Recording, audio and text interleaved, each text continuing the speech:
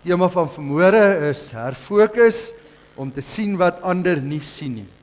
Om te sien wat ander nie sien nie. Voordat ons gaan saam lees, kom ons bid eers saam. Vader, soos dit ons sopas gesing het, wil ons soos Jesaja sê, Here, hier is ons. En ons vra, Here, dat U ons sal aanraak met die Gees. En Here, dat U vir ons sal stuur na 'n wêreld wat U nie ken nie.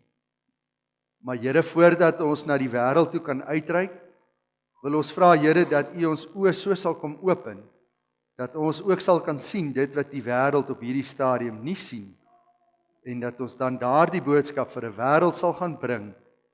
Ja, die wêreld weet nie eens, Here, dat hulle na U soek nie. Maar tog, Vader, as ons kyk na die soeke na rykdom, die kyk na die soeke na sin vir bestaan, dan weet ons, Here, dat die antwoord is Jesus Christus. Hy is die ware rykdom. Hy is die ware lig. Hy is die ware sin vir die lewe. En Here, wil U dit vanmôre vir ons so duidelik maak, dat ons hierdie boodskap sal hoor, sal sien, maar dat ons ook dit sal gaan leef. Ons bid dit in die naam van Jesus Christus. Amen. Broers, is 'n redelike lang gedeelte wat ons vanmôre gaan saam lees, vers 1 tot en met vers 41. Ek dink dit is tog belangrik dat ons die hele gedeelte moet lees ter wille van die konteks van hierdie verhaal. Terwyl Jesus wegstap, sien hy 'n man wat van sy geboorte af blind was. Sy disippels vra hom toe, Rabbi, deur wie se sonde is dit dat hierdie man blind gebore is? Sy eie of sy ouers se? En Jesus antwoord, dit is nie deur sy eie sonde nie, en ook nie deur sy ouers se sonde nie, maar hy is blind sodat die werke van wat God doen in hom gesien kan word. Solank as dit nog dag is, moet ons werk doen van hom wat hom my gestuur het. Die nag kom wanneer niemand kan werk nie. Terwyl ek in die wêreld is ek die lig vir die wêreld. Nadat hy dit gesê het, spoeg hy op die grond en maak met die spoeg 'n bietjie klei aan. Toe smeer hy die klei aan die man se oë en hy sê vir hom, gaan was jou in die Siloam bad. Siloam beteken die een wat gestuur is. Hy het gegaan en hom gewas. Toe hy terugkom, kon hy sien. Sy bure en die ander mense wat hom voorheen as bedelaar geken het, sê toe, maar is dit dan nie die man wat gesit en bedel het nie? Party van hulle het gesê, dit is hy. Maar party het gesê, nee, hy lyk maar net soos daardie man. Dit is ek, het hy self gesê. Hulle vra toe vir hom, maar hoe het jou oë dan reggekom? En hy antwoord, die man met die naam Jesus het 'n bietjie klei aangemaak en dit aan my oë gesmeer en vir my gesê, gaan na Siloam toe en was jou. Ek het gegaan en my gewas en ek kon sien. Waar is hy nou? Vra hulle hom toe. Ek weet nie, was sy antwoord. Daarna het die mense die man wat eers blind was na die Fariseërs toe gebring. Dit was op 'n Sabbatdag dat Jesus die klei aangemaak en die man se oë genees het. Die Fariseërs het hom ook weer gevra hoe dit gekom het dat hy kan sien.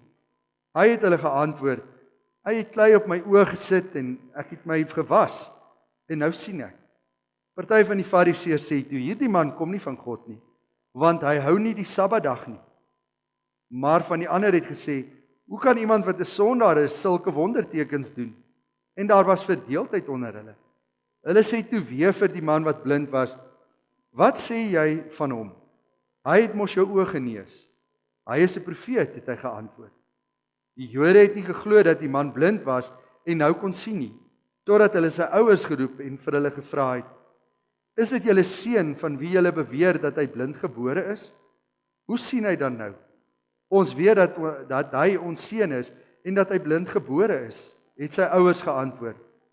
Maar hoe hy nou sien, weet ons nie. En wie sy oë genees het, weet ons ook nie. Vra homself, hy is oud genoeg. Hy kan vir homself praat. Sy ouers het dit gesê omdat hulle bang was vir die Jode, want die Jode het toe al klaar met mekaar afgespreek dat iemand wat openlik verklaar dat Jesus die Christus is, uit die sinagoge geban sal word. Daarom het sy ouers gesê, hy is oud genoeg, vra homself. Die Jode het toe 'n tweede keer die man wat blind was geroep en vir hom gesê, praat die waarheid voor God, ons weet mos hierdie man is 'n sondaar. Daarop het hy gesê, of hy 'n sondaar is, dit weet ek nie. Een ding weet ek wel, ek was blind en nou sien ek. Hulle sê toe vir hom, wat het hy met jou gemaak? Hoe het hy jou oë genees? Ek het julle mos vertel, en julle het nie geluister nie, antwoord hy. Hoekom wil julle dit weer hoor? Julle wil tog nie ook disippels van hom word nie? Toe skel hulle op hom uit en sê, jy is 'n disipel van hom, ons is disippels van Moses. Ons weet dat God met Moses gepraat het, maar hierdie man, ons weet nie waar hy vandaan kom nie. Dit is daarom snaaks, sê hy daarop vir hulle. Julle weet nie waar hy vandaan kom nie, en tog het hy my oë genees. Ons weet dat God nie na sondaars luister nie, maar as iemand vir hom ontzag het en doen wat hy wil hê, luister God na hom. Van ewigheid af is daar nog nooit gehoor dat iemand die oë van een wat blind gebore is, genees het nie. As hierdie man nie van God was nie, sou hy niks kon doen nie. Hulle sê toe vir hom, jy is van jou geboorte af die ene sonde, en wil jy ons staan en leer? En hulle het hom uitgeban. Jesus het gehoor dat die Jode die man uitgeban het, en toe hulle hom kry, vra hy vir hom, glo jy in die Seun van die mens? Hy het geantwoord, wie is dit, meneer, sodat ek in hom kan glo? Jesus het vir hom gesê, jy sien hom. Dit is hy wat met jou praat. Die man sê toe, ek glo, Here, en hy het hom aanbid. Toe sê Jesus, ek het na hierdie wêreld gekom met die oog op die beslissingsdag, oog op die beslissing, sodat die wat nie sien nie, kan sien, en die wat sien, kan blind word. Party Fariseërs wat by hom was, het dit gehoor, en vir hom gesê, ons is mos nie blind nie. Broer en suster, nuwe kinders, ons lees dan vanmôre net tot so ver.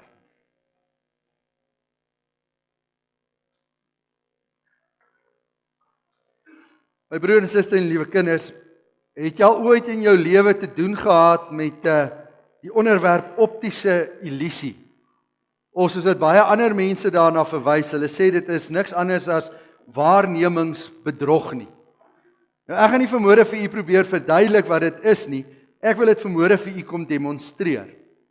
Ek gaan vanmôre vir u 'n prentjie op die skerm wys en ek wil hê u moet vanmôre na daai prentjie kyk en vir my sê wat sien jy? Waarskynlik as jy baie mooi na daai prentjie kyk en jy konsentreer mooi, dan gaan jy waarskynlik sê ek sien 'n ouerige dame. Ander gaan weer sê nee, ek verskil. Ek sien nie 'n ouerige dame nie, ek sien 'n jong dame met 'n pragtige pelsbaadjie en met 'n veer in haar kapsel.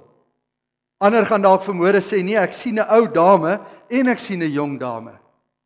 Maar my broer en suster en liewe kinders, die feit is almal is reg. Want in daardie prentjie is daar 'n ou dame en daar is 'n jong dame in daai een prentjie opgesluit. Dalk sien jy dit nie vanmôre nie. Maar met die nodige hulp en sou ek met 'n pyl vanmôre vir u kon wys, my broer en suster, behoort jy altyd die prente naderhand te kan sien. Maar wanneer 'n mens onmiddellik so na dit kyk, dan sien 'n mens nie onmiddellik altyd die prente nie. Jy sien gewoonlik die een wat eerste vir jou duidelik sigbaar word. My broer en suster, liewe kinders, dit noem ons optiese illusie. Maar weet jy my broer en suster, dat hierdie gedeelte wat ons vanmôre saam gelees het, Johannes 1 vers 1 tot en met vers 41, is vir my eintlik 'n optiese illusie verhaal wat in die Bybel vir ons aangeteken is. Want op die oog af, my broer en suster en liewe kinders, lyk hierdie vir ons maar net na nog 'n wonderwerk wat die Here Jesus Christus vir ons kom doen het. Maar as ons mooi na hierdie 41 verse gaan kyk, dan sal jy sien dat in hierdie 41 verse daar eintlik veel meer is as maar net nog 'n wonderwerk. Ja, hierdie is 'n wonderwerk en binne hierdie wonderwerk gebeur daar klomp dinge wat ons nie dadelik sien nie. Inteendeel, dit is so 'n wonderlike verhaal hierdie, dat ek en jy as lesers eintlik ingetrek word en ons word eintlik onwetend, word ons deel van hierdie verhaal wat ons saam gelees het. So ek wil vanmôre saam met u gaan en ek wil u vra, kom ons gaan kyk vanmôre weer bietjie na hierdie verhaal, asof dit 'n optiese illusie is. En kom ek probeer vanmôre om vir u te wys die verhaal binne die verhaal en hoe dat elkeen van ons op 'n manier in hierdie verhaal ingetrek is sonder dat ons eintlik bewus is wat besig is om te gebeur. Nou my broer en suster, hoe ek dit vanmôre gaan doen is, ek wil vanmôre gaan fokus op 4 van die rolspelers wat ons in hierdie verhaal van lees. En ek wil hê ons moet gaan kyk, maar wat is dit wat hierdie rolspelers in hierdie verhaal sien? Maar dan gaan ek vir u ook wys, my broer en suster, dat agter dit wat hulle sien, is daar ook iets meer wat hulle sien. En wat hulle ook lei om bepaalde keuses te maak en bepaalde optrede op grond van dit wat hulle sien. Maar kom ek vat u en ek wys vir u wat ek hiermee bedoel. Die eerste rolspeler waarby ons vanmôre gaan uitkom, my broer en suster, is Jesus Christus. In die vorige hoofstuk eindig waar Jesus in die tempel is en waar Jesus dan vir die mense in die tempel sê, vir die Jode, hy sê vir hulle, maar ek is voor Abraham nog, was ek al reeds daar gewees. Maar hierdie klomp Jode verstaan nie presies wat Jesus bedoel nie. En daarom sê hulle, maar as hy sê hy was voor Abraham gewees, dan beteken dit dat hy sê hy was God. En dit maak hulle kwaad. En dan lees ons in hoofstuk 8 dat hulle hom eintlik wil stenig, hulle wil hom uit die tempel uitsleep en hulle wil hom stenig, want hy verhef homself en hy's godslasterlik, want hierdie Jesus sê dan, hy is God self. En dan moet Jesus vlug. En op pad uit van die tempel uit kom Jesus en dan sien Jesus daar by die tempelse deure aan die buitekant, sit daar 'n blinde man en bedel. Ons lees dit staan in vers 1, terwyl Jesus wegstap, sien hy 'n man wat van sy geboorte af blind was. Ja, hierdie man, my broer en suster, was sy lewe lank was hy blind gewees. Hy is blind gebore. En van sy jong dae af was hy afhanklik van ander mense se goedheid en van ander mense se guns om hom te begenadig en vir hom in die lewe te begelei. My broer en suster, vandag se tyd is blindheid ook 'n groot gebrek, maar vandag word daar baie navorsing gedoen en ons sien dat mense vandag ook 'n geleentheid, selfs al het hulle die gebrek van blindheid, dat hulle nog steeds bekwam en hulle self in 'n baie hoë posisie kan beklee. Maar nie in die Bybelse tyd. In die Bybelse tyd, my broer en suster, sou jy blind gebore geword het, sou dit beteken dat jou enigste ding wat jy sou kon doen om geld bymekaar te maak en 'n lewe te kon hê, was of jou familie het jou gesorg of jy het op die hoeke van die straat gestaan en jy het gebedel. Inteendeel, ons het dit ook gelees in hierdie gedeelte dat hierdie man het gesit en hy het gebedel. So Jesus kom daar uit die tempel uit en dan sien Jesus hierdie man wat sit en bedel. 'n Man wat van geboorte af blind was. Maar my broer en suster, Jesus sien veel meer. Jesus kyk nie net vas teen hierdie man wat hierso sit en sy hand uitstrek en vir 'n geldjie vra nie. Nee, Jesus sien veel meer. Wat is dit wat die Here Jesus Christus sien? My broer en suster, hy sien hier is 'n geleentheid waar ek vir hierdie mense iets oor die grootheid van God kan wys. Hier is 'n geleentheid wat ek vir mense kan wys waartoe God werklik waar in staat is. Jesus sê dit in soveel woorde. Vers 4. Dit is nie deur sy eie sonde en ook nie deur sy ouers se nie, maar hy is blind sodat die werk wat God doen in hom gesien sal kan word. Solank as dit nog dag is, moet ons die werk doen van hom wat my gestuur het. Die nag kom wanneer niemand kan werk nie. My broer en suster, hoor jy dit? Jesus sien nie 'n man wat blind is en bedel nie. Jesus sê ek sien 'n geleentheid waarin ons vir hierdie mense wat hier besig is om saam te drom, hierdie mense wat my uit die tempel uitjaag, dat daar 'n geleentheid is dat ek vir hierdie mense kan wys waartoe God werklik in staat is. Hy wat my na hierdie wêreld toe gestuur het, wat hy vir die wêreld kan doen. Dan, my broer en suster, genees Jesus hierdie man op 'n besonderse manier. Ons lees dat Jesus maak bietjie klei aan en dan smeer hy hierdie klei aan die man se oë. Vers 6. Nadat hy dit gesê het, spoeg hy op die grond en maak met spoeg 'n bietjie klei aan. Toe smeer hy die klei aan die man se oë. Nou ja, my broer en suster, in vandag se lewe weet ek my dogter sou vir my gesê het, "Grous, pa." Want om te dink dat iemand spoeg op die grond en vat van die grond en maak klei en sit dit aan iemand se oog, klink vir ons tog so vreemd. Maar my broer en suster, in die Bybelse tyd was so 'n optrede egter nie vreemd gewees nie. Ja, buite Bybelse verhale vertel dat daar mense was wat daarop aangedring en gesê het dat hulle spieg, dat dit genesende krag gehad het en dat hulle baie keer mense sou as te ware gesalf het met hulle eie speeksel. Maar Jesus kom en Jesus vat speeksel en hy meng dit met grond en dan smeer hy dit aan die man se oë en dan sê hy vir hierdie man, gaan was jouself in die bad van Siloam. Ons lees daar staan, gaan was jou in die Siloam bad. Siloam beteken die een wat gestuur is. Hy het gegaan en hom gewas, en toe hy terugkom, kon hy sien. My broer en suster, is baie interessant. Jesus genees hierdie man nie onmiddellik. Dis nie in 'n oogwink of hierdie man kan sien nie. Nee, Jesus doen 'n baie vreemde ding. Hy sit modder, klei, aan die man se oog. Dan gee hy vir hierdie man 'n opdrag. Dan sê hy vir hom, jy moet nou gaan, natuurlik moes hulle hom soontoe begelei, en jy moet jou gaan was. Met ander woorde wat die Here vir ons sê, maar nou vereis ek van jou, dat daar bepaalde gehoorsaamheid sal wees, sodat jy genees ook kan word. Nou kan ons vanmôre vra, my broer en suster, maar wat het vir hierdie man die genesing gebring? Was dit die klei wat Jesus aangemaak het? Was dit dalk die water van Siloam, want die mense in daardie tyd het inderdaad geglo dat die Siloam bad genesende krag het, omdat dit 'n antieke bad was waar mense gereeld ingegaan het? Maar my broer en suster, die antwoord is nee. Hierdie man word deur God genees. En hierdie man word genees omdat hy gehoorsaam is aan die opdrag wat die Here Jesus Christus vir hom gegee het. Met ander woorde, hy het nie net daar opgehou nie, want as hy net daar bly sit het, my broer en suster, het hy waarskynlik nie die genesing wat God vir hom wil gee, het hy nie ontvang nie. Maar omdat hy gehoorsaam was. Onthou, hy het Jesus ook nie op daai stadium as die verlosser geken nie. Maar omdat hy desperaat was en gehoorsaam was, het hy opgestaan, hy het sy gesig gaan was. En toe hy terugkom, kon hierdie man gesien het. My broer en suster, in hierdie optrede van Jesus, sien ons 'n optiese illusie. Hoekom?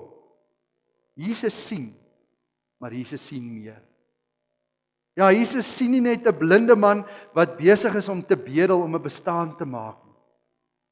Jesus sê, ek sien 'n geleentheid om vir die wêreld die grootheid en die almag van God te kan wys, waartoe God werklik in staat is. Dan kom ons by die tweede rolspeler, my broer en suster, en dit is die blinde man. Ja, hierdie man het elke dag staat gemaak op ander mense se goedheid en guns. Elke dag het hy daar bakkant gestaan en gehoop dat mense vir hom 'n geldjie sou gee, sodat hy in die lewe sou kon gebly het. Maar die oomblik toe Jesus by hierdie man gaan stil staan, het hierdie man sy hele lewe verander. In 'n oogwink, my broer en suster, is sy lewe verander en is hy nie meer 'n bedelaar nie, maar het hy 'n getuienis geword van dit wat die Here Jesus Christus kom doen het.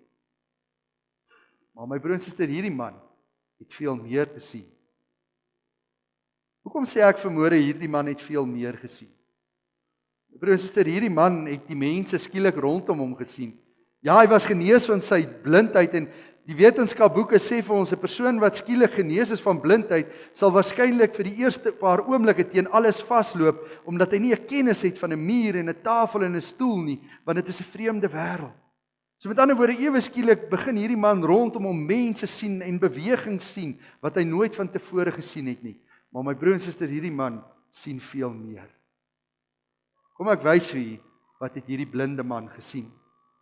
Vers 30 tot 33, nadat die Fariseërs en die Joodse leiers dit vir hierdie man baie moeilik gemaak het, omdat hulle nie geglo het dit wat gebeur het nie, dan antwoord hy die Fariseërs, hy sê, dit is daarom snaaks, sê hy daarop vir hulle. Julle weet nie waar hy vandaan kom en tog het hy vir my oë genees. Ons weet dat God nie na sondaars luister nie, maar as iemand vir hom ontzag het en doen wat hy wil hê, luister God na hom.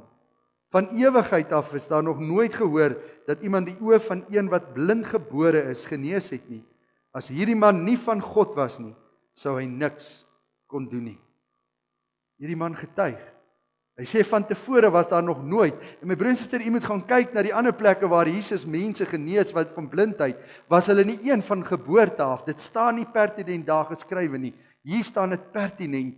Hierdie man was van geboorte af, was hy blind gewees. En hierdie man getuig daarvan, hy sê waarlik, nog nooit van tevore was daar iemand wat van geboorte af blind was, wat genees is nie.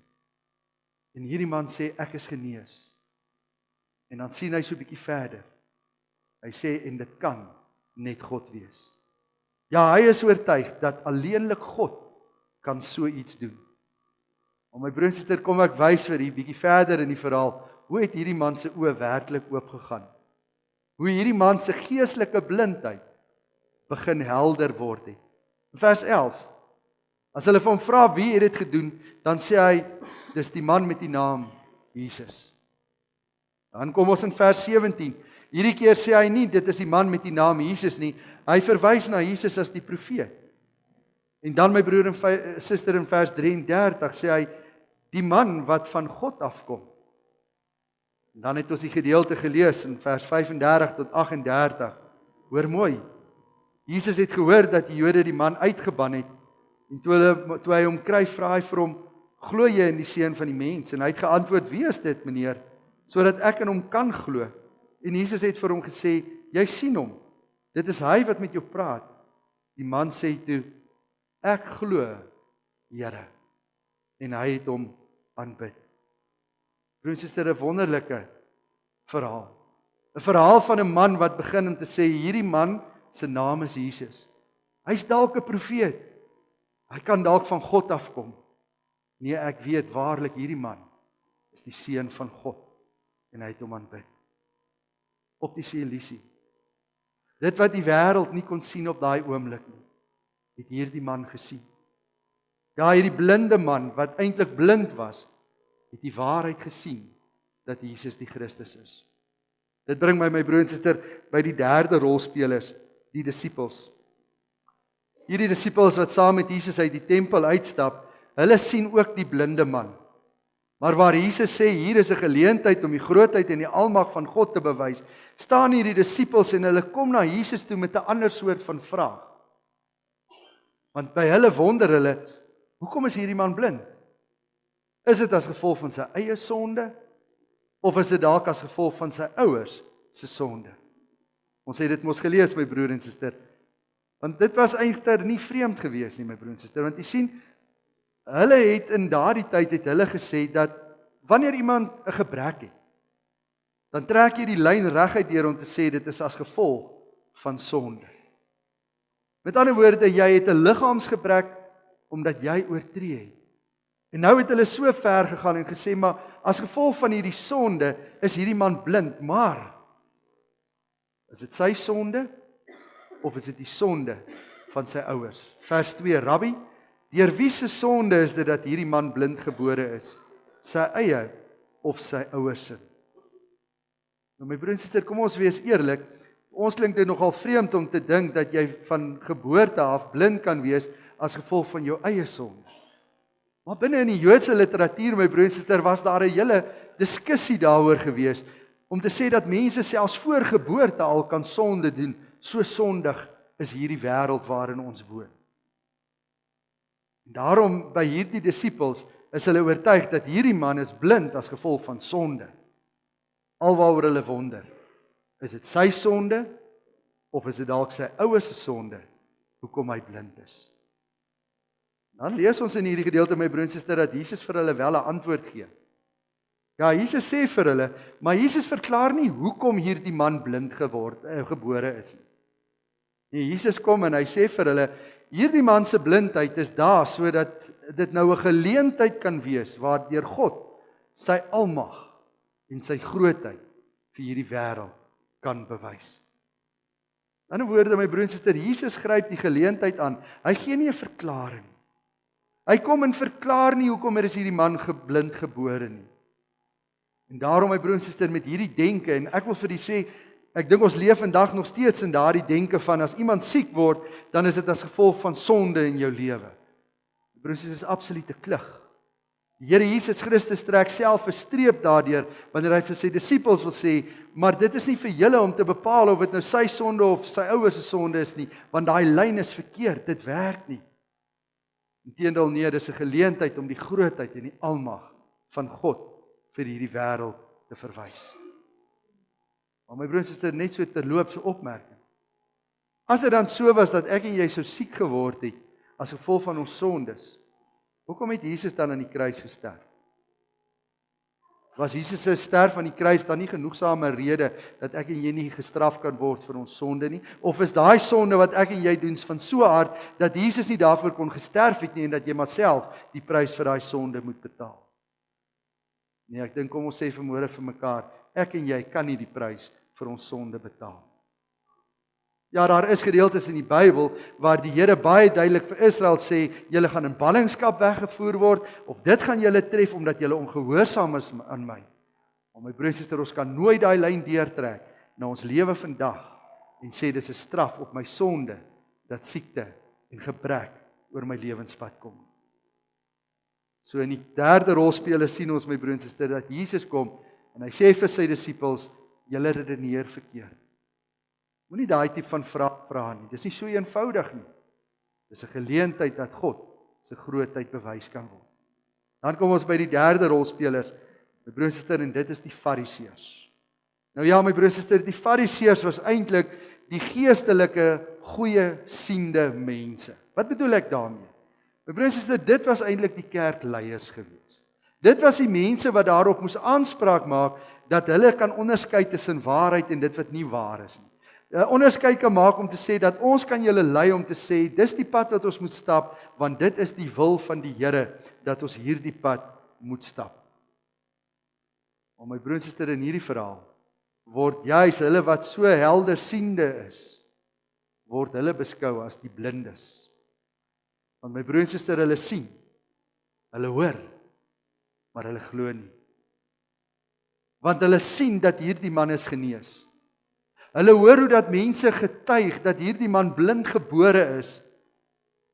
Maar my broer en suster, hulle sien nie dat Jesus die verlosser is nie. Inteendeel, my broer en suster, as ons gaan kyk na hulle, dan wil ons eintlik vir hulle sê, niemand is so blind soos hy wat nie wil sien. Want hulle word deur hulle eie reëls, ja, deur hulle eie kerklike tradisies, word hulle so verblind, dat hulle die grootheid van die Here nie eens kan raak sien. Inteendeel gaan soek hulle die fout. En dan is dit vir my so mooi, my broer en suster, as ons gaan kyk hoe hulle die fout soek, eers in vers 13. Daarna het die mense die man wat eers blind was na die Fariseërs toe gebring. Dit was op 'n Sabbatdag dat Jesus die klei aangemaak het en die man se oë genees het. Party van die Fariseërs sê toe hierdie man kom nie van God nie, want hy hou nie die Sabbat nie. Onmiddellik ontken hulle dat God hierdie groot wonder kon gedoen het. Want hoekom sal God so iets op 'n Sabbatdag doen? Kan tog nie wees nie. Dan in vers 16, maar van die ander het gesê, hoe kan iemand wat 'n sondaar is sulke wondertekens doen? En daar het verdeeldheid in hulle gekom. Kan ek maar sê, binne in die kerk van die Here Jesus Christus in daai tyd, die Ou Testamentiese kerk, kom daar verdeeldheid. Van 'n groep wat sê, nee, hierdie man is nie die seun van God nie, hy kan nie van die Here afkom nie, en ander sê, maar hoe verklaar ons dit wat nou besig is om te gebeur? My broer en suster, kan u dit glo?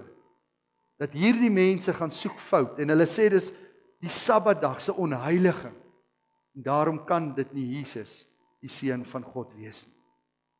Optiese illusie. In hierdie geval sien hulle nie meer nie. In hierdie geval sien hulle minder.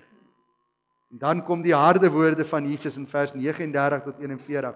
Toe sê Jesus, ek het na die wêreld toe gekom met die oog op 'n beslissing, sodat die wat nie sien nie, kan sien. En die wat sien, kan blind word. Party Fariseërs wat by hom was, het dit gehoor en vir hom gesê, ons is mos nie blind nie. Jesus antwoord hulle, as julle blind was, sou julle nie skuldig gewees het nie. Maar nou sê julle ons sien, daarom bly julle skuldig. Vers 41. Die Here Jesus hier vir hulle sê is, julle dink julle kan sien, maar julle is geestelik, is julle blind. My broer en suster en liewe kinders, wat 'n pragtige verhaal. 'n Pragtige verhaal van optiese illusie. 'n Verhaal waar daar baie meer in is as wat ons so op die oog af sien. Verhaal waar Jesus nie net alleen 'n blinde man sien nie, maar 'n geleentheid sien om die grootheid van God vir die wêreld te wys. 'n Verhaal waar 'n blinde man nie net weer sien wat rondom hom gebeur nie, maar hy sien so ver dat hy kan sien hierdie Jesus wat hom aangeraak het, waarlik die seun van God is, die Messias. Verhaal waar die disippels gesê het, hierdie blinde man wat as blind is as gevolg van siekte en sonde in sy lewe, dat die Here Jesus vir hulle geleer het, nee, dis nie so eenvoudig nie. 'n Verhaal van hulle wat gedink het hulle kon sien, en al die tyd eintlik die geestelike blindes was. Maar die vraag vanmôre is, Waar pas jy in hierdie verhaal? Broer en suster, is jy dalk die fariseer? Fariseer wat so verblind word deur jou eie idee van hoe God dinge moet doen en gaan doen, dat jy nie meer in vandag se lewe die grootheid en die heerlikheid van die Here raak sien nie. En wanneer daar groot wonders besig is om plaas te vind, dat jy so verblind is omdat dit nie in jou verstaansraamwerk inpas nie, dat jy sê dit kan nie God wees nie. Is jy dalk die disippels? Disippels wat nog kyk na die gebreke van hierdie wêreld, kyk hoe staan mense op die hoeke van die straat, en dan wonder jy as gevolg van wat se sonde is dit dat hulle daar opgeëindig het. Is jy dalk deel van die blinde man? Die blinde man wat op 'n punt in jou lewe gekom het en besef het dat Jesus waarlik die Messias is en dat hy die enigste redder is. Of kom staan jy vanmôre by die voete van die Here Jesus Christus? Vir jouself sê, maar hier is geleenthede rondom ons waar ons vir die wêreld die grootheid en die heerlikheid van die Here kan gaan wys. Vraag vanmôre is, waar pas jy in hierdie verhaal? Watter rol in hierdie verhaal is die rol wat jy op hierdie stadium in jou lewe vervul? Ek sluit af my broer en suster met die baie bekende woorde van Amazing Grace. Amazing grace, how sweet the sound that saved a wretch like me. I once was lost, but now I'm found. Was blind, but now I see. My gebed is, my broer en suster, dat die Here ons blindheid sal kom wegneem. En dat ons die grootheid en die heerlikheid van die Here sal begin raak sien. Hier waar ons leef. Hier waar die Here wil hê ons 'n groot verskil moet aanbring, sodat die wêreld die grootheid en die mag van ons Here mag aanskou. Amen.